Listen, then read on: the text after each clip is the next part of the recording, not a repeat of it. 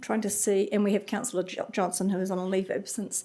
Councillor Leggett, we'll put him down. We've got Councillor Trillin online. So I'll move the apologies, seconded by Councillor Hayward. All those in favour? All those against? Carried. Now we've got 4 public speakers this morning. So we're going to start off with you, David Christensen, who is online, and you've got 5 minutes. Okay, thank you, Anita. Can everybody hear me? It's the first important thing. Yes, we can. Fantastic, cool. To put things in perspective, and I don't want to speak for very long for reasons that the councillors I think will find obvious if they've read my email that I sent to them. But for those ordinary people like me who are sitting in the cheap seats, I've been asking the councillors, where did they document, write down, report on, whatever, what they've achieved during their term, so that with the elections coming up, people will understand how effective each of them have been, and we then lead to better interactions and probably better polling rates that we've seen. So I don't want to take up too much time. I know I'm going to have to because of the rules of the game. Have you all that are present here read and thought about my memo? Yes, everybody received your email. Ah, fantastic. Cool. Good. Now, I've been doing a little bit of digging around over the past 4 or 5 weeks, and I can only find one person, one councillor, who has actually reported what they've been doing on behalf of the people that they represent. I'm not sure whether I should embarrass her or not, but I won't. It was basically a Facebook post that said, I voted this way on this topic because of this, and this was the result. It's very difficult to find out what other councillors have been doing, and then when it comes to the upcoming elections, why people more than the 30% odd who voted last time, why they should vote. I'm going to straight away open it up to councillors to ask if, I know you can't answer questions, but you can ask them. Has anybody thought about this and got any questions that you would like to ask me? I will ask them just a moment. Any questions for David, councillors? Yes, Councillor Hayward. Atamari Matu Whai Upoko. David, thank you for coming in and thank you for the emails. Are you advocating for a specific model or approach that should be utilised in terms of council business? Wellington City, for instance, has spent a tremendous amount of money on an online system which collates all of the votes for their council business. Of course, they, as part of their work, have a more their culture is to have more votes and divisions than we do as a council. Is that what you're trying to suggest as a possible solution? I'm not really looking for any particular solution, Jeff. I built one and proposed one about 4 years ago, and it was, we took the wrong approach on it. We tried to go through every council in the land, every councillor, and the elephant was just too big. Now, the basic approach that I'm looking for is to have somewhere where Joe Public like me, who normally goes to vote but doesn't really understand what each councillor has been doing in the past, we can go there and we can say, okay, over the last 12 months, then this person has done this, this, and this when they promised to do that, and that when they were elected.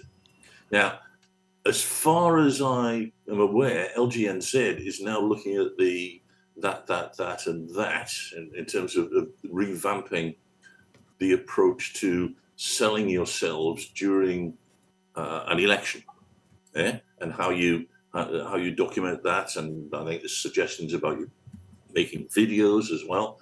So I'm not looking for a particular format What I'm looking for is a facility that is acceptable and usable by councillors and wanted and used by the people who are going to vote for the councillors. Does that make sense? No, yep, that does. Thank you very Yeah. much. Oh, Cool. okay, but one last question, Councillor Duncan. Yeah, thanks, David. You do realise that being a councillor means collegiality, and it means convincing your fellow councillors that what you're talking about is a good thing to do. It isn't just something you can do on your own. You actually have to convince the whole council that it's a good idea. Yep. Yeah, agreed. And that's the point of me starting off this series of discussions, if you'll forgive me for calling it a series. There's already a lot of, no, I won't say there's a lot, there's a little bit of discussion going on within the candidates for Wellington who are looking to address this very topic as well. Now, I think there are pockets of interest, maybe not entire groups of councillors, but certainly pockets within all of you who are interested in this. And I suspect there's an awful lot of kudos available for the council that could come up with a workable solution, whether it's similar to the one that I built 4 years ago or what, doesn't matter. But the kudos of being the first council to be able to do this and then go through and say, look, because we've done that, we've increased voter turnout by whatever. Thank you, David. I'm going to have to bring you to an end. That's okay. That's all right. I understand, Anita. Thank you for coming in anyway. All right. Take care. You. Okay. Next up, we have Michelle and Murray. Would you like to come up? We've got your hand out. I understand you're going to speak together. And just make sure your mics are both turned on. They should, hopefully, are. Testing. Testing.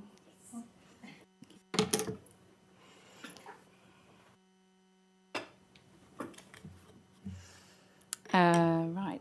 We'll just go together, if that's all right. Thank you. Tēnā koutou. We would like this presentation included in the minutes, please. Mari Wright and I, Michelle Walshowski, are here today to speak to the Council on item 11.6, points 16 to 18, referring to the deed and joint committee. The deed referred to is not, I'll just pull this out. This is the deed here. The deed referred to is not a deed that relates only to the wastewater treatment plant. The deed is the joint wastewater works, which covers all sewage drains and sewage from the junction of the sewer from Tawa Valley with Porirua East Sewer to the treatment plant, constructed on the existing land near Old Man Point, the treatment plant and effluent drains from the treatment plant to the outfall in Cook Strait, and all sewage drains and necessary pumping stations conveying the residual flow from a point near the existing outfall to the treatment plant. The purpose of the Joint Committee meetings has been a governance function by overseeing the general control and management of joint wastewater works, being the apportionment of capital costs and sale proceeds, payment of contributions towards operating costs, contracts and revenue, allocation of sewage drainage capacity, payments on account of capital costs, and ownership of land and other assets held in connection with the joint wastewater works. Having attended almost all joint venture meetings for the past 6 years, Mari and I know how beneficial the deed and committee meetings are for holding Wellington Water to account. On the 6th of June 2024, over 100 members of the community, including school children, packed the council chambers to ask councillors for funding in the long-term plan for an upgraded pump station. The joint venture meetings with quarterly reports from Wellington Water have highlighted the Rukatane pump station is still waiting for this upgrade, and when it rains, untreated wastewater discharges onto Titahi Bay Beach. This activity is illegal. It is killing the environment and putting the health and safety of the public at risk. There is ongoing non-compliance and poor performance of a treatment plant that, despite upgrades, is still unable to treat the increasing wastewater flows, causing increasing ammonia nitrates in the receiving water, which has resulted in the biomass macroalgae blooms now seen on Titahi Bay Beach. And all 54 pump stations in the Porirua and joint venture catchments are illegal. They are not consented, and reported progress for consenting continues to be deferred. So perhaps this is why officers have recommended in points 16 to 18, without any clear pathway of an alternative, to make these issues simply go away, to have a clean transfer by not having a deed or any meetings to hold their council-controlled entity to account from October 2025 to July 26. If the deed is dissolved and the joint venture committee disbanded, then the millions of dollars the council took from ratepayers and gave to Wellington Water in 24 when they increased the rates by 17.5% will not be overseen. There will be no governance, no transparency, and no accountability for the general control and management of these millions. Officers also recommend reviewing the community liaison group meetings. It is a condition of the new consent, the treatment plant consent, that these meetings are held annually, and if not held in a calendar year, they will be in breach of the consent. And lastly, these undemocratic recommendations sends a very clear message that the public will not have a voice and elected councillors will be unable to govern on core council business. Thank you. Thank you. Thank you. Any questions? Councillor Philo. Just a quick one. Thanks for coming in, Michelle and Mari. What is it that you would like to come out of today's meeting, on the agenda item that you're speaking to? What would you like us to do? I think it's really important that no decision is made on this until new councillors are elected for the new triennium and the decision is made then. I think it would be undemocratic for a decision to be made before that ever happened. And I do think that there should still remain a joint venture committee, and I think those committee meetings should actually be monthly, because 55% of the rates that were collected last year all went to Wellington Water to manage core business infrastructure. If you're not going to have a committee meeting that oversees that and governs, then that's a lot of money that's not being held to account in a formal process. So, and that's pretty much what David was talking about too. These are the kind of things that the public need to see. There needs to be a lot more transparency, and this looks like you're taking all that transparency away. It's just remarkable to us this recommendation was even made. Any other questions? Seems not. Thank you both for coming in. Thank you. Our final speaker, Liz Kelly.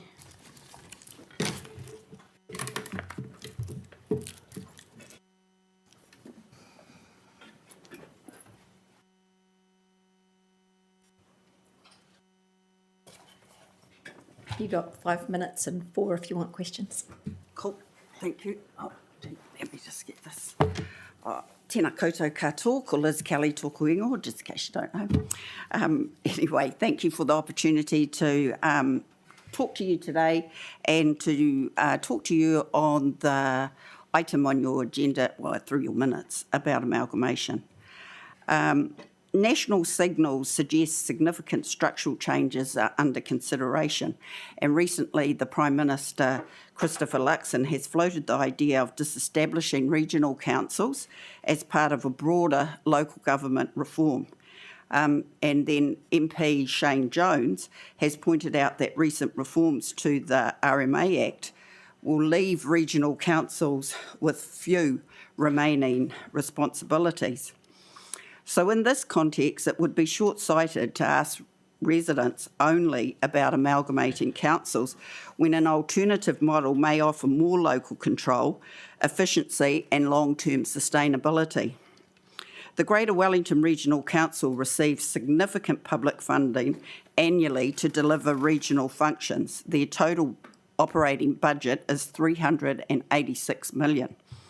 If regional functions were instead delivered by local councils, that level of funding could be retained within each community and directed toward local relevant priorities.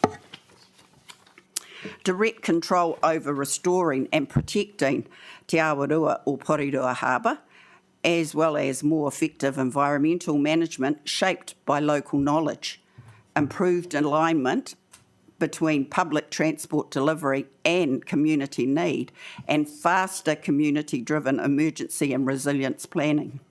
So amalgamation poses real risks. It dilutes some may argue it dilutes the local voices of smaller communities, especially Māori, Pacific and working class whānau.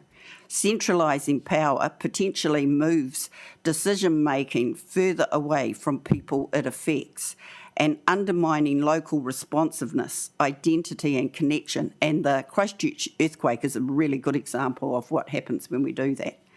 In contrast, transitioning regional responsibilities to existing territorial councils could deliver services more efficiently and transparently, reduce layers of bureaucracy while maintaining strong public oversight, strengthen our ability to design local solutions for local challenges like cleaning our harbour, managing land use and addressing climate resilience.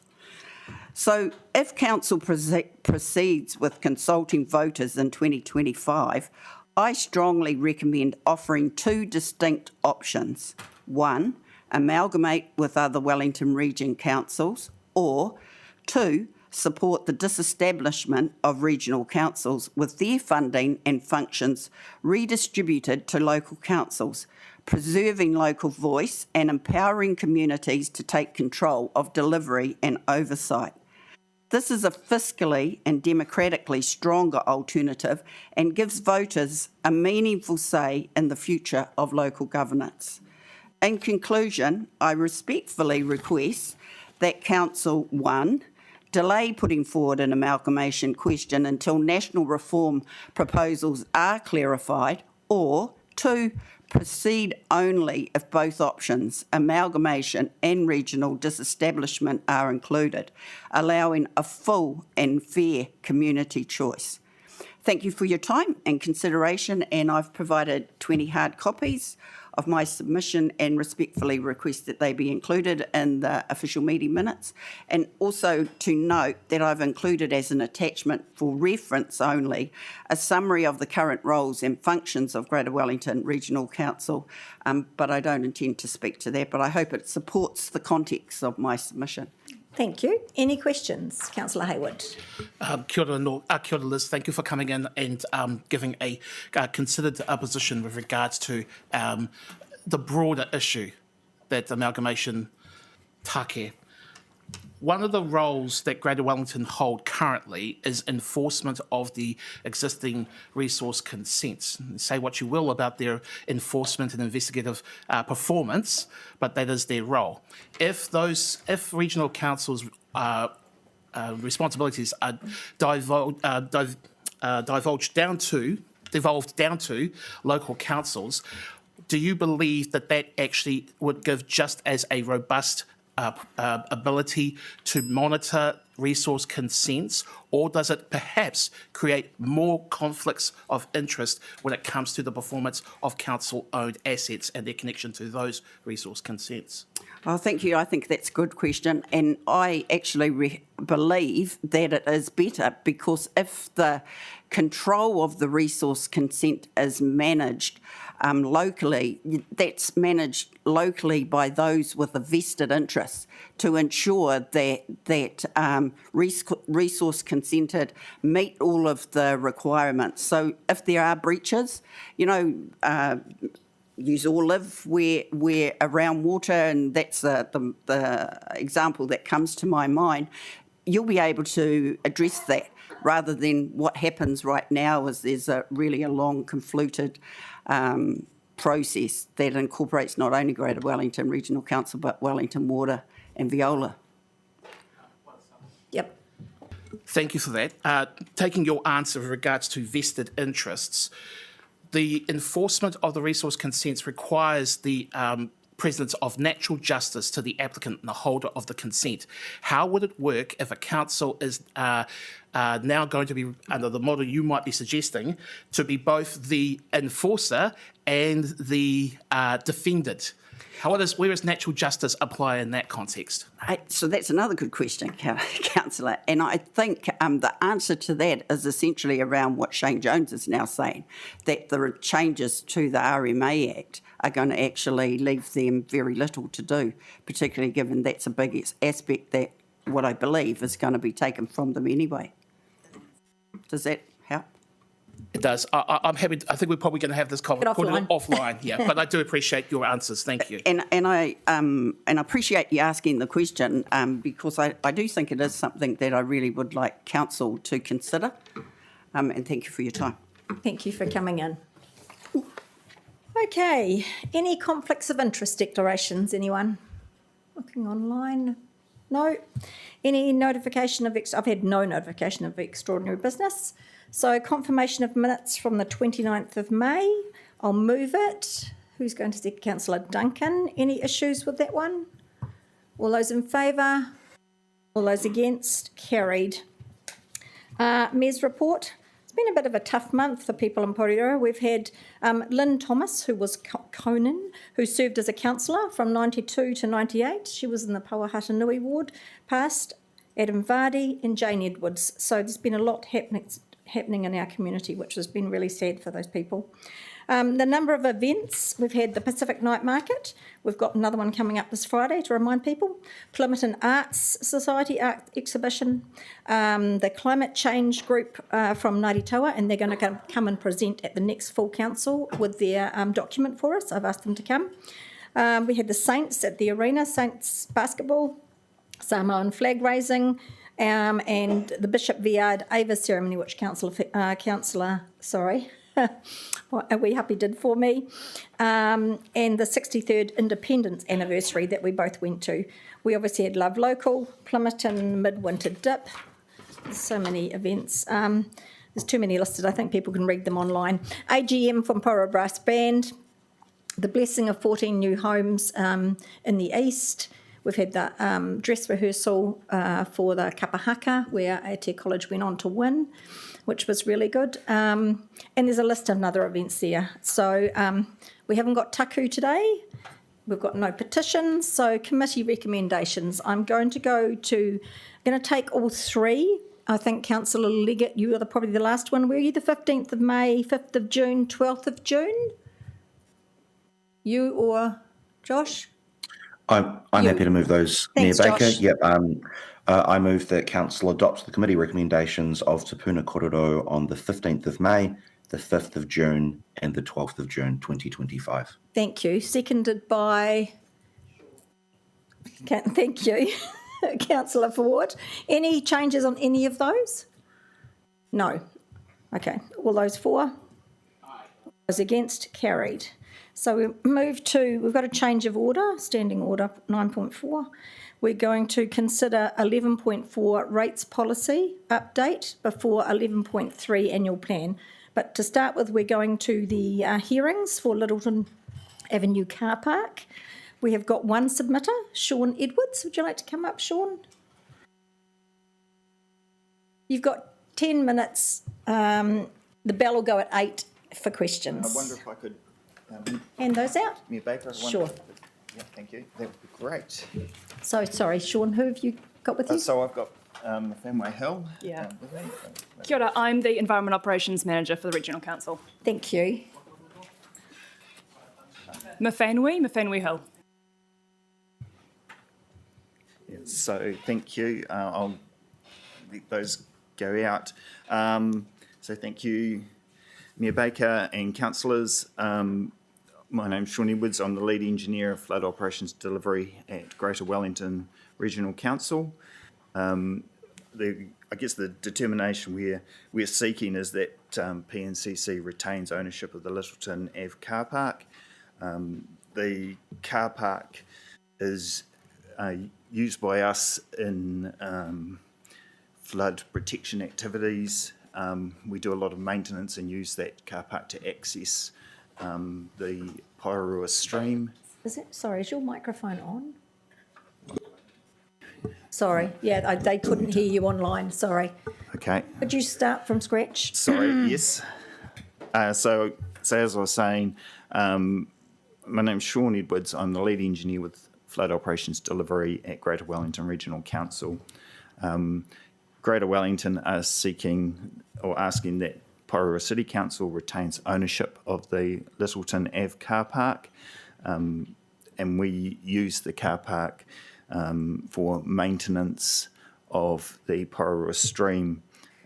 In 1994, Porirua City Council and Greater Wellington Regional Council made an agreement for maintenance of flood protection and erosion control structures, which is necessary to protect that central city area. And so we utilise that area to gain access to the stream, essentially. You'll see on the cover page of the handout that there's a blue area, which is the car park in question, and there's an access down into the stream, which we currently use. We did commission in 2018 a report which was done by Becker. It was a high-level assessment of alternatives for access to the stream, but essentially that submission that report concluded that this was the best location to access the stream, and to access from other places would require the construction of a new access, and is also likely to have other consequences in terms of things like impeding traffic flows. So I'll go through the handouts. So Greater Wellington have responsibilities in terms of maintenance, and you can see those in there. So the big ones there are the flood channel, maintaining the eastern stop bank south of Station Road, and maintaining flood walls, structures and foundations. Also want to highlight that Porirua City Council have a number of responsibilities and may also need to access this stream.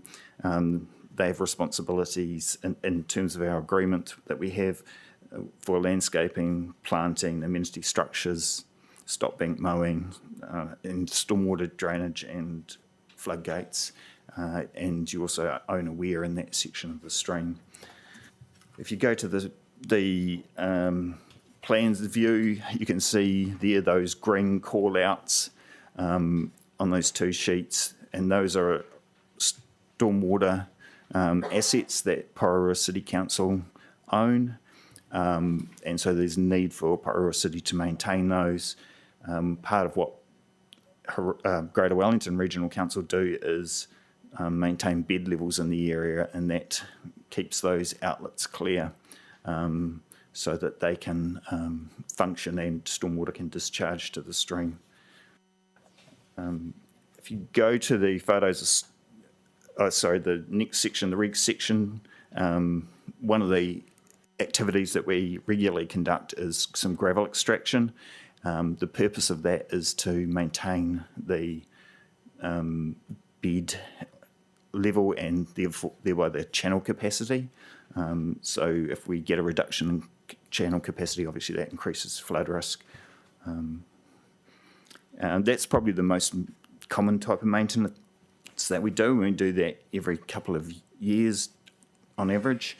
And we've recently undertaken that work, and these photos in the next few pages just show that.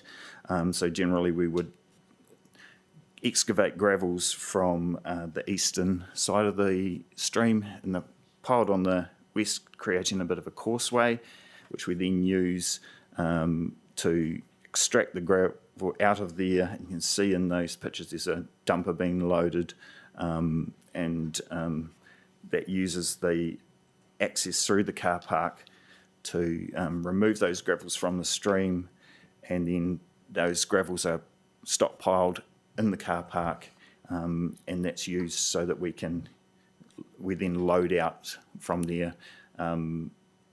We generally like to use the whole car park. That allows us to get truck and trailers in there and keep the number of vehicle movements to a minimum. So that's, I guess, essentially a lot of what we do in that space. I don't know if you have any questions you'd We'll like to. find out for you. Yes, Councillor Duncan. Yep. Probably you need to spell Lyttelton properly in the first place. Okay. But Sean, thanks for this. Yes. In the second to last par of your submission, you intimated that despite not having the funds, Greater Wellington would love to have ownership of that piece of land. It fell through because of NZTA funding. Have you made any other approaches to NZTA lately to see about funding for it? Not lately, no. And I'd say would love to have the car park, might be a slight overstatement, would be willing to have it if we had to. I mean, ultimately, we use and have the car park for the benefit of both Porirua City Council and Greater Wellington, and we'd prefer for the current arrangement to stand. Anyone else? Yes, Councillor Filo. So I just want to be clear, on the front part of the page where you've got that the red kind of triangle section. Is that what was being proposed? Like, if this actually goes if this gets sold on to somebody else, that part would be the access for Greater Wellington to use to get your machinery in, is my first question. Yeah. And then the second one is, are you saying that is not accessible enough? Okay. Yeah. Thank you. Thank you, Councillor. So the current easement that we have is not that orange piece, and probably I shouldn't have robbed it from where I did that picture. The current easement actually starts on Station Road and heads diagonally across the site, but doesn't actually join where that access to the river is. So it was created when Porirua City were looking at doing a development, but it doesn't align with the current access ramp. Councillor Trillin. Thank you. Just a quick clarification. For the hard copy handout that's been provided, is the core information in that included in the written submission that we already have online? And if not, would it be possible to get a digital version of that? Yeah, absolutely. The core information is in the written submission. Cool, thank you. Any other questions? Yes, Councillor Hayward. Thank you. Thank you, Sean Mafamwe. I am just trying to understand that in the 2018 report, to what extent would the cost of creating an alternative access point is relative to the cost of purchasing this site by Greater Wellington's understanding? Is it a significant increase in comparison based on, I assume this was covered in that 2018 report? So I would expect that the cost of creating new access, I think there was some previous studies done, was about $450,000, but that was probably Some time ago. 6 or 8 years ago now. So it's likely to be more than that now. The other thing that I probably want to point out is costs for Greater Wellington regional councils. The works that we do, we pass on a third of those costs to Porirua City Council. Okay. One more sub. Yep. And this actually might be for officers. In the submission, in the documentation, it talks about the responsibilities of Porirua City Council as part of the agreement of 1994. Would any of the responsibilities that are part of what Porirua City Council stated here be compromised by not having access to this parcel of land? Not really, as don't require the same extent of plant and machinery as Sean. So there are other ways that we could deal with it, the smaller stormwater stuff. Okay, thank you for the clarification. No more questions. Okay, thank you very much for coming in. Thank you. So it was moved by me, seconded by Councillor We Happy. So all those in favour? All those against? Carried. 11.2, adoption of the annual plan. I'm going to ask Warren to come forward for this one. Point of order. Yes. You mentioned before that you were shifting the order with regards to the That's the- rates policy update. Yep. So is that actually going to be now before the annual plan item? I just want to be clear in my mind as to No, what it was for the annual plan setting of rates. So that was 11.3 was jumping in front of 11.4. It's just written the wrong way. Understood. Thank you. Yeah. So I've moved it, and we're going to have it seconded by Councillor Duncan. Okay, Warren and Graham, I'll hand over to you for a quick word. Thank you very much. Mayor. Good morning, councillors. The Audit and Risk Subcommittee considered the annual plan both at its April and the update at its June meeting. And you'll recall that I said last year, when the long-term plan was being considered, that was drawn up in very difficult and challenging times. Well, unfortunately, the annual plan this year is probably being drawn up in more difficult and challenging times. So, Mayor, I thought I would just concentrate really on the principal shift from the consultation document to the annual plan that's in front of you for consideration today. Porirua last revalued its water assets in June 2023. And for some time now, Porirua has had a different cycle for revaluing those water assets to, in particular, the two Hutt Valley councils. And they revalued their water assets at June 2024 and saw a significant uplift in those valuations, principally driven by what the valuers call unit rates. And unit rates are really the cost of replacing those assets. So the cost of replacing pipes and other assets. So very wisely, the management and you as councillors agreed to revalue Porirua's water assets as at December, 6 months ahead of our annual balance at June 2025. So December 24, the revaluation exercise was undertaken. And what we saw from that was a significant uplift of $249 million in those water infrastructure assets. And what that does is that drives a significant increase in the annual depreciation charge on those assets. And in the plan that you have in front of you is a $6.7 million increase in the depreciation. And it was interesting to note that in the consultation document, the allowance for the increase in the valuation of those water assets was some 5%. And it turned out to be many multiples of that higher.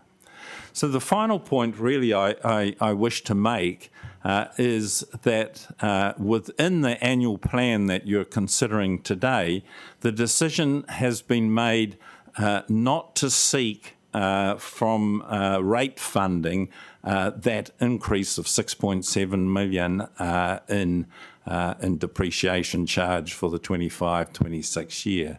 So what that does is it adds to the deficit, so you don't have a balanced budget. Now, one might be concerned about that, and the concern would need to be there if that was a systemic or ongoing situation. But that situation will be reconsidered at July 26, so just over a year away, when the water assets are transferred to a regional water entity. because those assets go, the debt goes, and the depreciation goes. So the council financial situation will be very different in July 2026. And it will be an opportunity at that time to rebalance the budget. So that is what I wanted to draw attention to today. You have, as councillors under the Act, a responsibility to approve a budget that's not balanced, that it's fiscally responsible. And I think with that July 26 situation, you can claim that this is not a systemic issue. It's one that can be resolved in July 26. Thank you, Mayor. I'm happy to answer any questions if I can. Thank you. Okay, open for questions. Councillor Hayward. Thank you again, and thank you for coming in and speaking to this item. My one question is, in your understanding and experience in this space, have there been other instances where a council has similarly used Section 100 to look at an unbalanced budget to cover depreciation, notwithstanding the fact that the circumstance that we're using it for is highly extraordinary?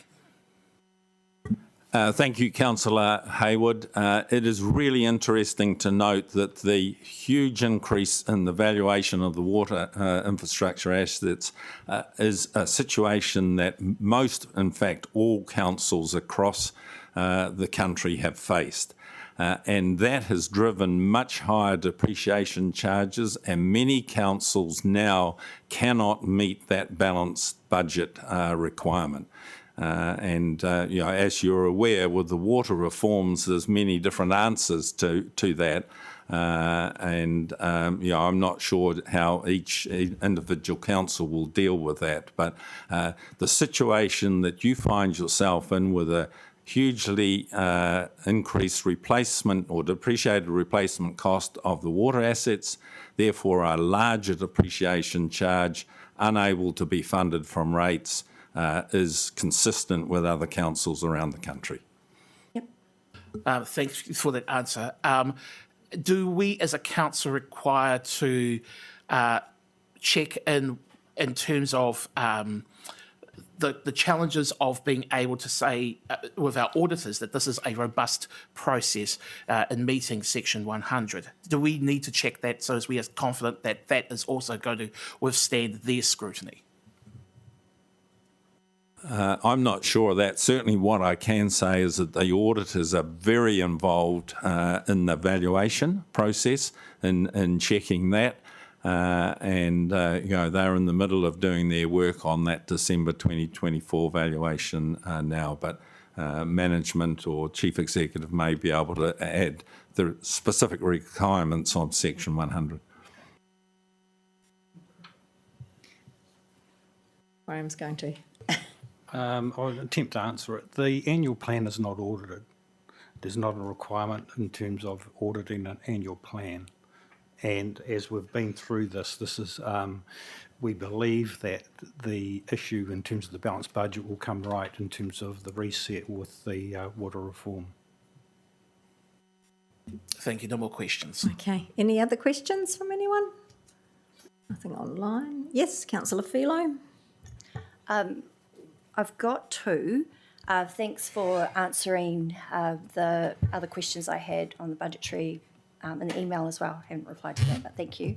The two questions that I have is on page 93 with the regulatory standards. So I've been trying to identify whether the extra funding that we are rating for is going towards things like the changes for the RMA. And I noticed that it's about 800K more in this annual plan. I saw 100K in additional wages, and then the remaining 700K was in internal charges. So can officers please confirm, is this where the RMA reform-related funding has been allocated? And I'm That's the first question. The second one. Should we just was take one the question at a second part? time? Yeah, Otherwise go they on. will, yeah. Graham? Yeah, I can answer that. The cost was put into Nick's cost centre, which is the management cost centre. So that then has been allocated out to the activities within regulatory control. So that's then come through the internal charges line. Internal charges line. So Correct. that's the extra 700K in for internal charges. Correct. Sorry, and can you just be more specific about what do you mean by through the manager line? Is it just funding when and if needed? No, there's cost centres for the activity themselves, and then there's cost centres for what we call the management group, which is like the CEO, HR and finance, and all those costs have to be allocated out to each activity. So it's a process in terms of putting the cost into, was put into Nick's cost centre, which is in the management group. And those costs in the management group have to come to zero because they get allocated out to all the cost centres within that area of control which Nick has.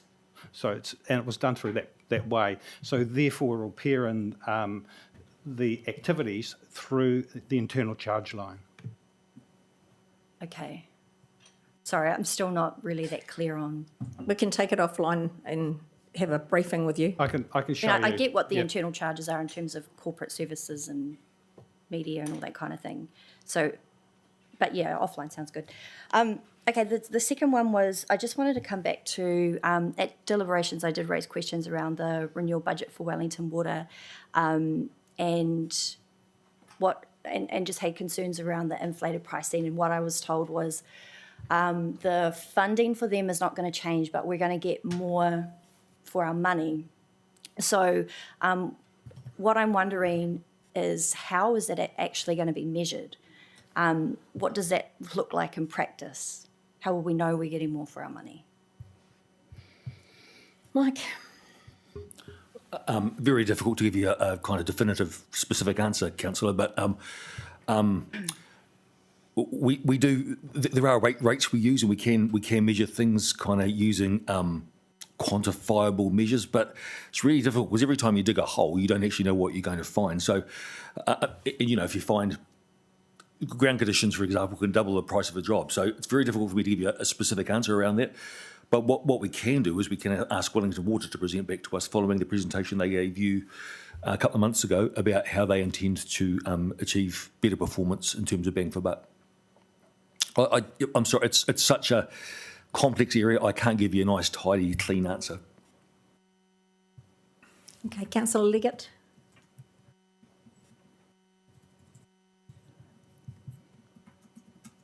Can you hear me? Yes. Oh, very good. Sorry, I just to add to that, it was my understanding at the meeting when they briefed us, they did undertake to come back to us and start to talk to us about demonstrating value for money. They didn't say they were going to be able to do it immediately, but they did make that promise to us to be able to do that. Yes, we had a water report yesterday on that online. So yes, you are correct there. Okay. Councillor, are we happy? Thank you. Actually, that was a good question from Councillor Filo. In regards to the annual plan document that's published online, sorry, I'm going to the annual plan document and the attachments in here. Can you just confirm that 6.2 attachment 2 rates by suburb is included in that document as well, or is that just on its own?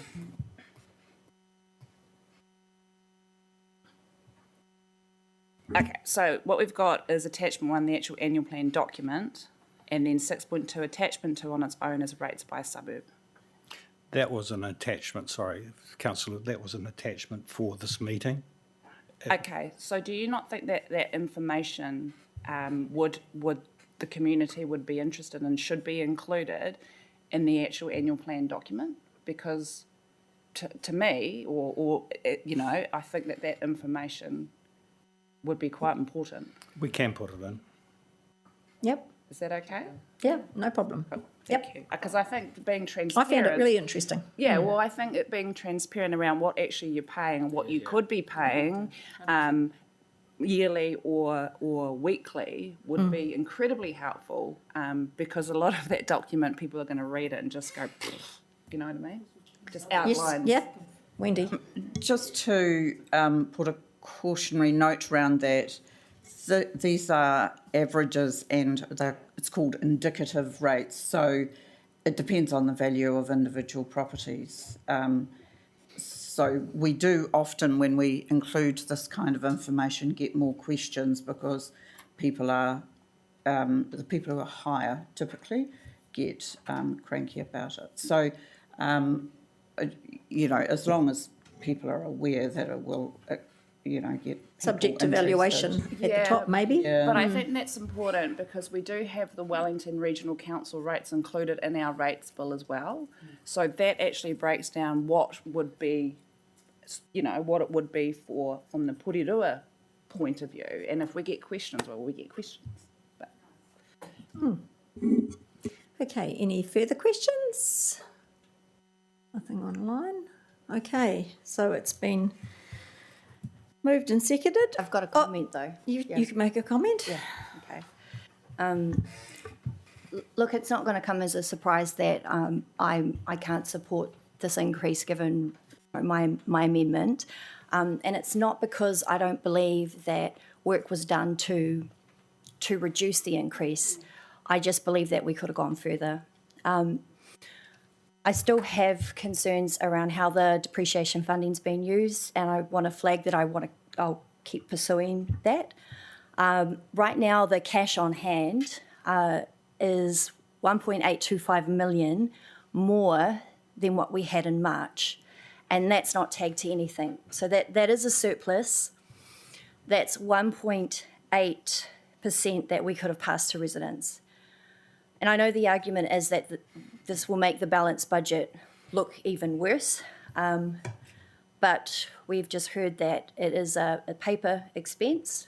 Majority of it is being pushed by depreciation.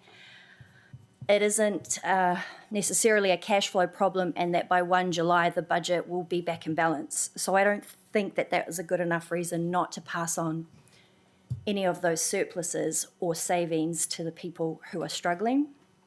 And it is real, talking about the struggle. I spoke to a woman and she had a for sale sign outside her house, and she told me that she was leaving to go to Kapiti because she couldn't afford to live here, and that 3 other people in her block have left to do the same. So while 6.39% down from 15, it does sound good on the back of last year's big increase, it is still more, and it is still extra that people couldn't afford last year either. And we might say that amalgamation might help with that affordability, and it might, but I also believe that we have that responsibility within our own budget. So I won't support this increase, and I'm asking that recommendation 2 and 5 be taken separately when we vote, because I'll be voting against both, and I'll also be voting against 11.3. Sure. Anybody else got comment? Councillor Hayward. Kia ora, he kai kuna he te katoa. First of all, thank you to the officers for coming again here today and the work on the annual plan. Thank you to all of the submitters who also contributed to this process as well. Not everyone's going to be happy about this. I was wanting to get some clarity around the Section 100 and the balanced budget stuff. I think you've attempted to try and answer my questions. I feel that I've satisfied to my abilities as a councillor in accordance with the Local Government Act to act prudently. I feel like, though, the usage of this provision for an unbalanced budget has, in my time, limited time on council, been used, in my view, far too frequently. And I think that leads to a reckoning. Covering our day-to-day expenditure, or although in this instance it may be a one-off unexpected incident, but covering it with our credit card is not, I think, a sustainable approach, and the bill will come due. So I also have some sympathy for those who came in and spoke, who are frustrated about their rates bill being too high. Your rates bill's too high? My rates bill's too high. It's wonderful. We can all get angry about it on Facebook if we want to. What do we do next? What do we do next? That's what seems to be missing in these types of debates. They won't be happy with 6%. They won't be happy with 3 or 2 or 1%. But I do understand why they are upset. So it would compel me to think, if I'm not happy with 6, that to vote no, as has been foreshadowed by the previous speaker. But I am also mindful of those who did come to this process, the kids from Tairangi, who came and talked about do not cut the fees, do not raise the fees at the pools. I talked in Te Puna Kōrero during deliberations about the proposed charges on parking and voted against, and I'm glad that we have seen right on that. That is the cut and thrust of a process. To vote no on this, for me, would be to invalidate all the work that has happened, as well as the eventual compromises that have had to be made. Like I said, it's not, no one likes the sausages to be made, but that's what they are. That's what we got at the end of this. So I will be voting yes. It is not something that I will be crowing about. And I think that it is important to remember that there is nuance in all of these decisions. JFK had this great expression. He said that all the decisions that come to him are a choice between at least one of two equally bad options. You choose one and you have to live with the consequences of it. You know, he was a proud Catholic, I suspect. Anyway, kia ora koutou. Councillor Trillin.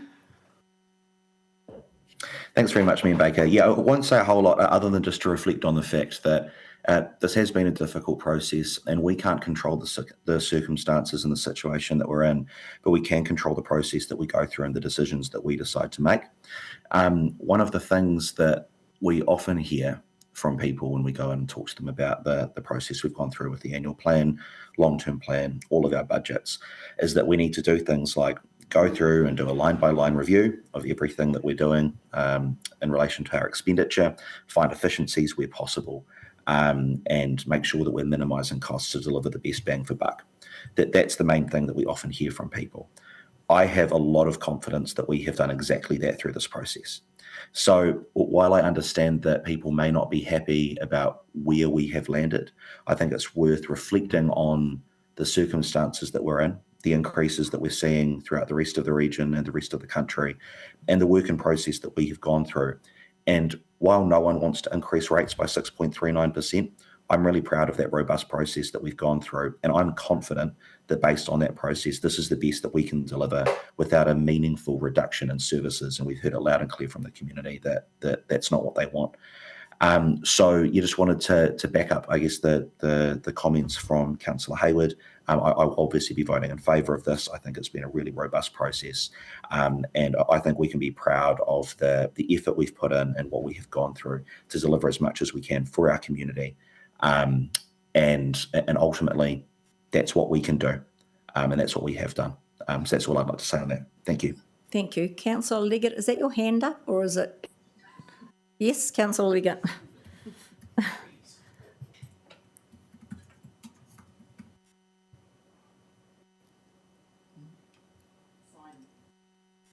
You'll get there. Can you find the unmute button? He's trying. Okay. How about now? Yep. Okay, sorry. Technical difficulties this side.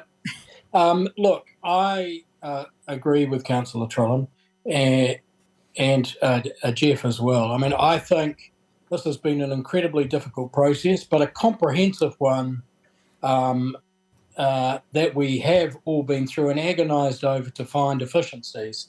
Some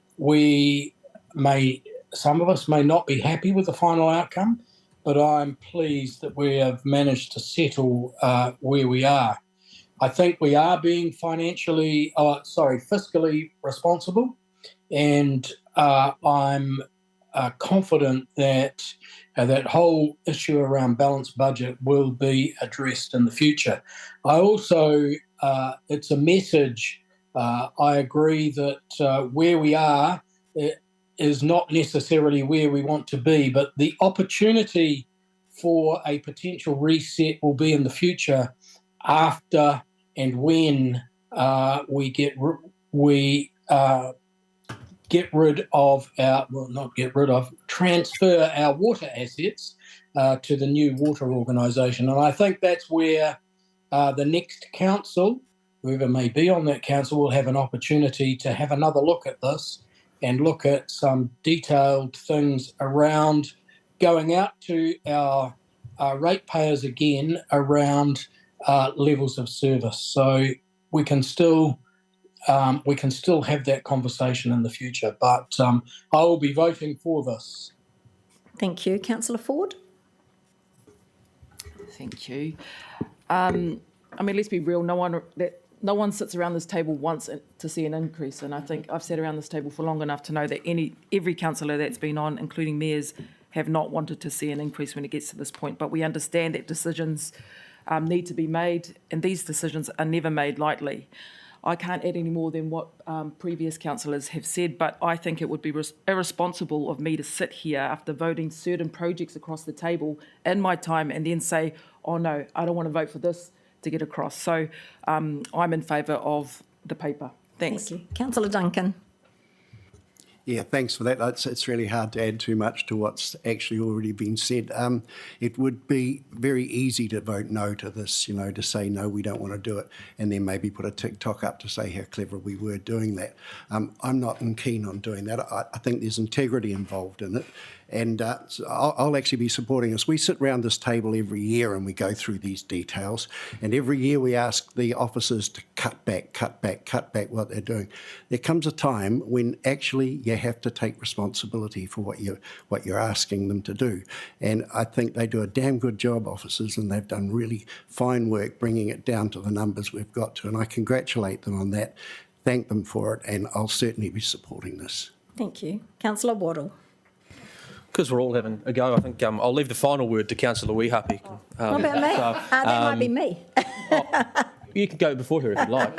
I don't have much more to say. Like the three previous speakers to me have echoed what the previous speakers to them had made. I think it's important the work that has gone into this annual plan. This is not the big beast of our financial planning. That comes in the LTP, but this is a difficult annual plan, like every year with our financial planning. And I think we have settled on a number that is going to help our city grow and develop into the future.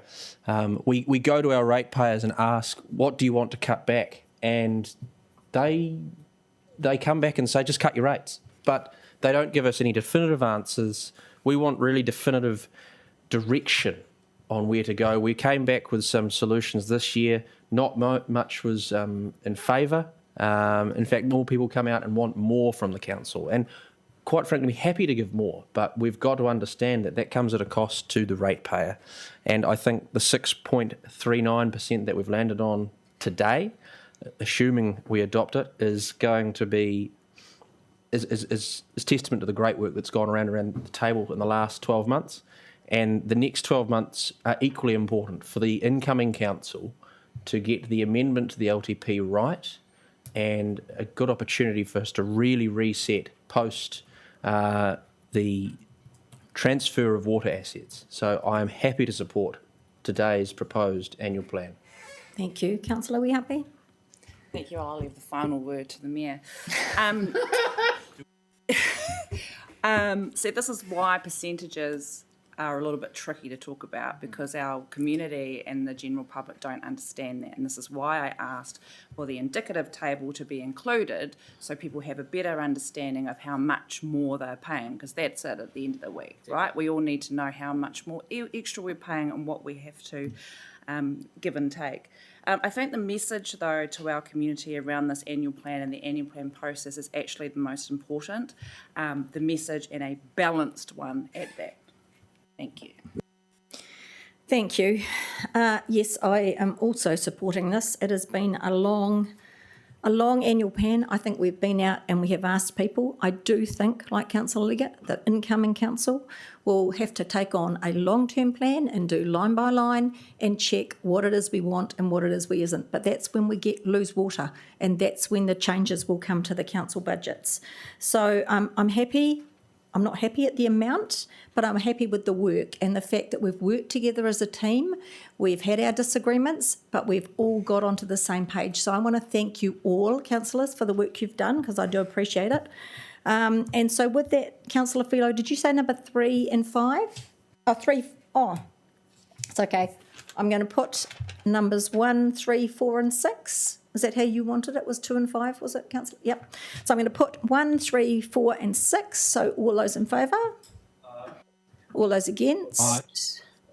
Carried. So, and then I'm going to put number 2 and 5 separately or together. All those in favour?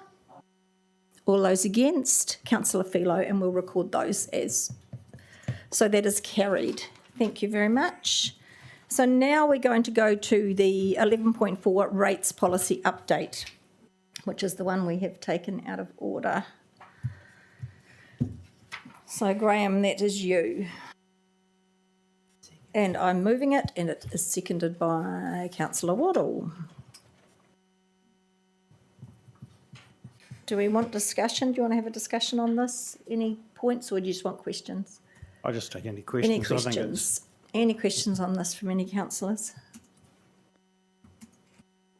Yes, Councillor Duncan. Just a comment. I think it's an excellent. Comment? Yeah, Yep. excellent idea, and thanks very much for the work you put into it.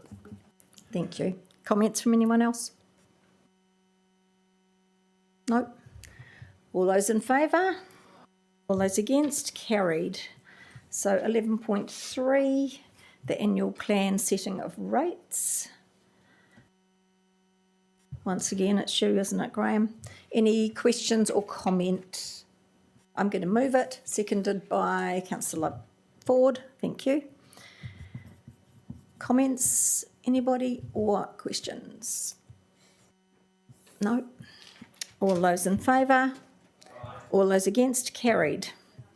Oh, sorry, you want to make a comment? Oh, sorry, against, yes. We've recorded you as against. Strategic risk update, 11.5.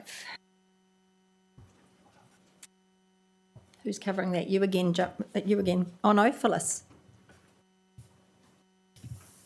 And I'm moving that one, and seconded by Councillor Duncan. Thank you.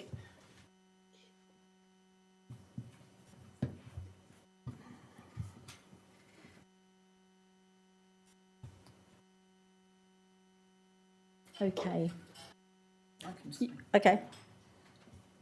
Councillors, this paper went to the recent Audit and Risk Committee, and it was felt that it was strategic risks are strategic risks that face the entire council. So we thought it was important to bring it here as well. So, we put quite a lot of work into this every 6 months. Phyllis leads that work, and it's considered internally before it obviously arrives in front of you. But it does outline the risks that the council is facing, and so happy to take any questions or I'll do comments. questions. And okay, Councillor Philo. Thanks, Phyllis. You mentioned in the challenge that there was a challenge of attracting and retaining skilled workers in expert fields. Can you give a bit more insight into that? What specific types of expertise are we struggling to recruit or to keep? And do you have any sense of what's driving that? Kira, Councillor. The discussion at ELT is that, to be clear, we are actually in a much better space in the workspace compared to where we were even a year ago in terms of filling spaces. But there are still ongoing challenges around the skilled place around planning, like the PPRS area, where there are more skills are required. So we're just taking a bit longer to fill up some of those roles, or we are losing some of the talents that we want to keep. So that was the discussion that we had at ELT. Sorry, what's PPRS? Oh, so my apologies. Policy, planning, and regulatory services. So planning spaces are resource management area. So yeah. Okay, Councillor Duncan. Yeah, thanks, Phyllis. Look, I raised at the Audit and Risk meeting the Transpower notification that power cuts were more than likely to happen. Have we been able to include that in the strategic risks? We definitely have considered that, and it's not included in this paper, given that conversation was last week. But yeah, we will definitely look at putting that back in the strategic risk. So actually, it was on our radar for last year, and it kind of dropped off, thinking that it's kind of under control. But yeah, we'll definitely put it back. Thank you for your feedback. Thanks. Okay, any comments from anyone? And no more questions. Okay, thank you, Phyllis. All those in favour? All those against? Carried. 11.6, new water service enablement establishment. I'll move it, seconded by Councillor Ford. Who's coming up? Olivia. I'll just briefly, Mayor Anisha, I'll just briefly talk to go for it. So, councillors, next couple of weeks, next couple of months, local water done well. The reform program trucks on despite what's going on with elections. So, two parts to this paper. First is just a general providing of authority to the AOG to be able to do a couple of things with the foundation documents and the directors of the new interim directors of the new company. And the second, which has already been mentioned in public participation, is around the joint committee. There is a change coming up with respect to Three Waters, and what part of that change will be around governance of our Three Waters assets. So we're not asking you to make a decision today, but we're just signalling that we are thinking about that. And we'll need to do that with the Wellington City Council, which is, of course, also a shareholder in the wastewater treatment part and associated assets. But the Joint Committee currently covers the landfill as well as the wastewater treatment plant. So we've got some thinking to do about how we deal with that, how we manage that, and the advice that we give to you, most likely in the next triennium, about how the governance arrangements will be for the landfill. The other point I'd like to just make is the community liaison groups are a really useful way of holding us to account for Resource Management Act consent conditions. We see those becoming more strong after Three Waters has gone rather than less. So the point about CLGs is we think that those will have a more important role to play. And to be honest with you, the Joint Committee and increasingly has kind of become like a CLG with respect to consent compliance issues anyway. So that's my advice with respect to the way forward. Not asking you to make a decision, just asking you to note that we are looking at that, and we are looking specifically at the wastewater treatment plant deed. Thank you. Okay, open for comments, discussion. Councillor Philo. So I'm just trying to understand, because the paper did say next triennium looking at disestablishing the wastewater joint committee. So, I mean, I would be thinking that the committee would go at least until 30 June 2026, because we have it's still in our possession. So is that what you're thinking, but just looking at tidying up the paperwork, or are you thinking next term, no meeting, no joint committee? Well, so you'll have some choice. You will have some choices to make around that post-election. I think that we have to balance between setting up a whole infrastructure, setting up a new committee that is going to meet once or perhaps twice, versus having some other kind of transitional arrangement placed to take us through to 1st of July 26, when the assets transfer across. So the next council may decide to put it into a full council law to Porirua or wherever. Oh, rather than just a separate... Yes, because you would only have possibly one meeting. Three. Oh, public. Three. Oh. Okay, so you're not saying there wouldn't be governance over it, because that's not what you're saying, is it? No. No. Okay, well, that's good. I do have a few other questions in Fire away. here. Yep. I know we haven't, we're going to be talking about it next term, but if the deed did dissolve, wouldn't that impact the revenue that we get from Wellington City Council? Or are we still looking at business as usual from the operations side of things? So operationally, things like revenue will transition across to the new water entity. So yes, that will completely have a big issue with respect to our finances and our balance sheet. Pardon me, sorry.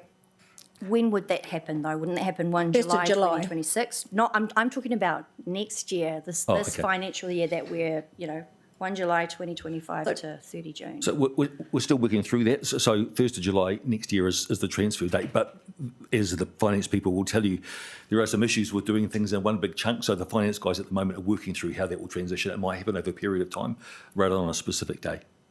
Can you just give me some insight into why this is being considered? Like, why is it an issue to not just continue with the joint committee until the entity takes over? Why is it seeming like there's issues there or a hassle? Well, we're just signalling to you that this is something we need to look at. By the time Why? Because by the time we get in place all the resolutions required with Porirua City Council and Wellington City Council, going to be pretty close to 1st of July next year anyway. So all we're trying to do is to signal to you that this is something that we need to be thinking about. It's the next Not council last that decides that, yeah.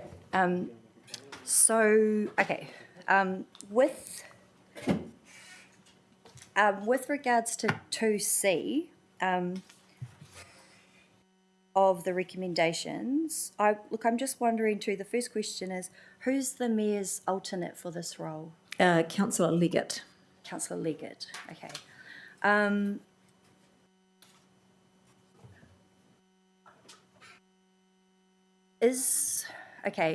So I'm not sure I support the recommendation C. I'm not sure why it's been proposed. I support the mayor in 2B, was it 2B? For you to take on that delegation and all that, but I'm just not sure why the CE would then go into that governance role on 11th of October, because my understanding is the CE is already in a chief executive level group, so I'm not sure why the mayor would come out of the advisory group and the CE would go in. Can we get a bit of insight into that? Yeah, but Is that the election process that we're talking about? Yeah. Yes, it is. It's to cover the election. Purely all it is. In fact, there is a provision anyway that quite a lot of decisions fall to me during that period. So this is a wee bit of a belts and braces recommendation to cover that election period.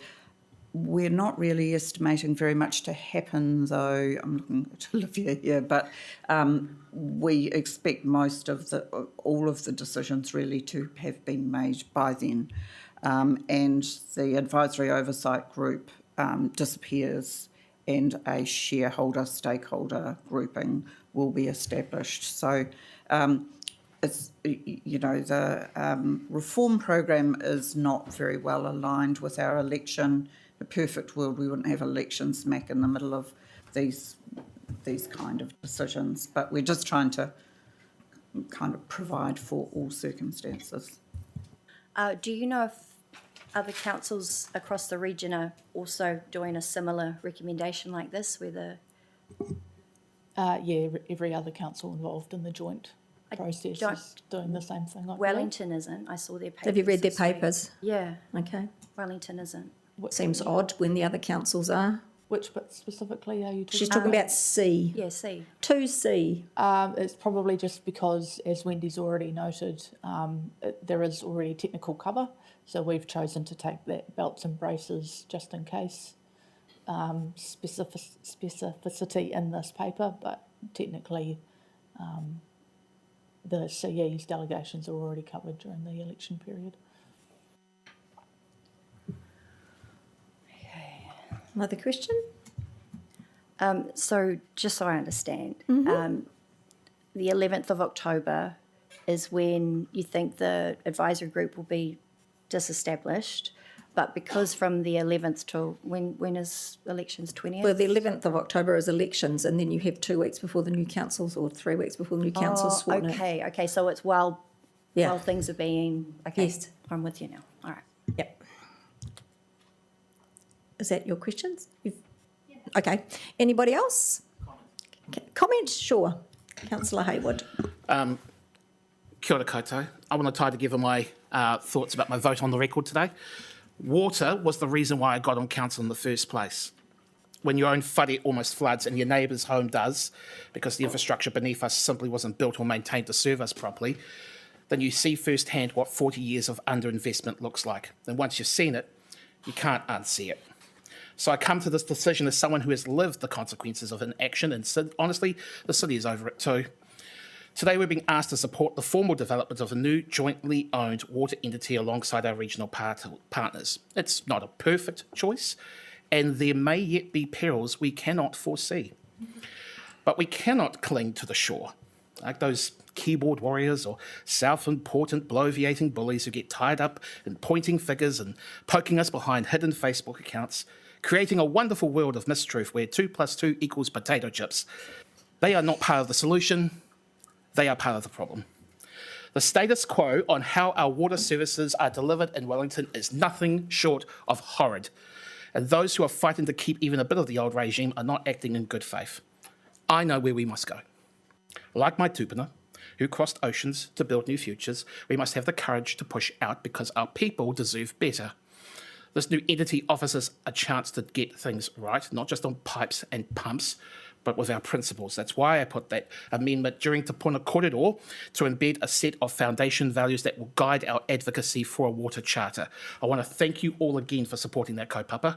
That amendment was more than just nice language. It was about anchoring this transition in values that our community can trust, because whether it's a charter or a statement of expectations, we now have it on record that Porirua will fight for water services that stay in public hands, clear and fair pricing, local jobs and training pathways, transparency and accountability, protection for vulnerable households, genuine partnership with mana whenua, and above all, a service that reflects the needs and mana of our communities.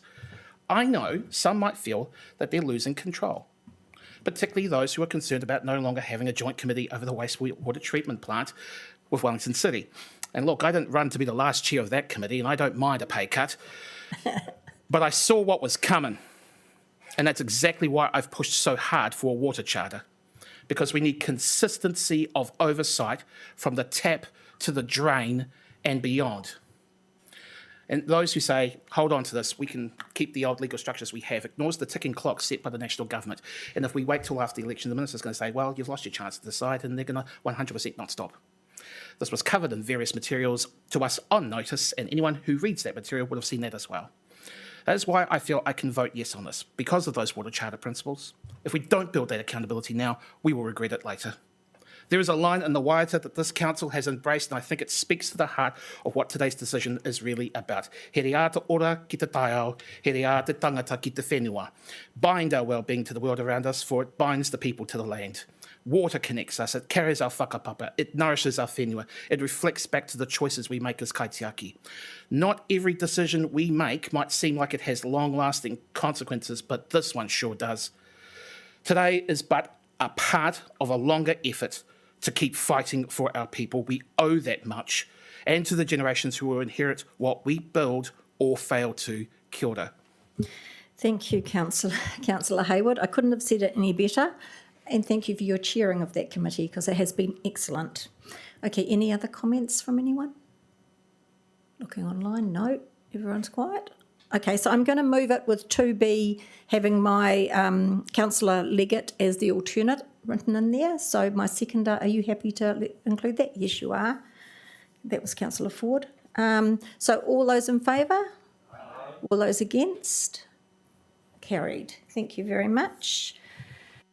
Now going to move, we go into non-public, seconded by Councillor Waddle. Yes, please. Thank you for coming in.